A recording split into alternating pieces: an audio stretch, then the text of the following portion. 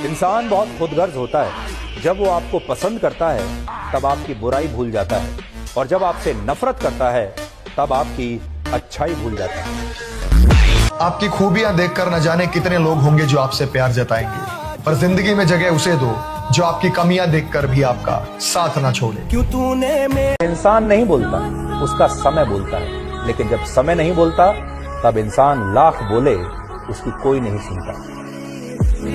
जो सोचा है वो करके दिखाऊंगा, क्योंकि इस बार भरोसा लोगों पर नहीं खुद पर है।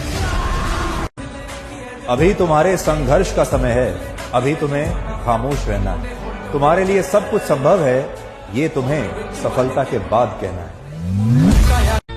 दुनिया का एक ही उसूल है, जब तक काम है तब तक नाम है, बाकी दूर से ही सलाम।